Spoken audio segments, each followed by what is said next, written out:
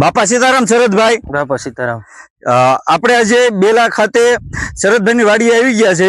તો શરદભાઈ, આપણે સિંગનું વાવેતર કરેલું છે તમે, એમાં કઈ વેરાયટીનું વાવેતર કરેલું છે તમે? આપણે મેઘનાનું છે.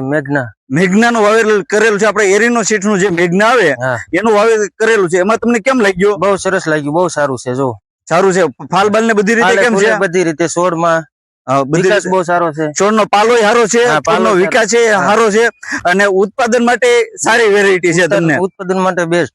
તમને કેમ લાગ્યું? તમારા મન પ્રમાણે કે વેરાયટી કરાય કે ન કરાય? કરાય. આ કરવું હોય તો મેઘના કરાય એવું લાગે છે મને.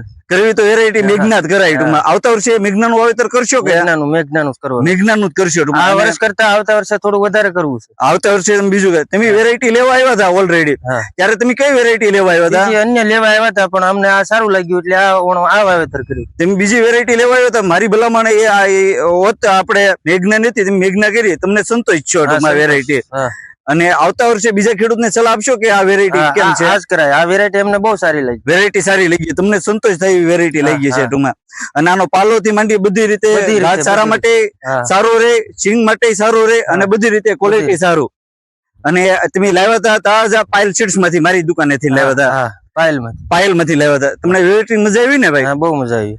ઓકે બાપા છે તો ખેડૂત મિત્રોને બીજું ભલામણ કરજો હો ભાઈ. હા, કાંઈ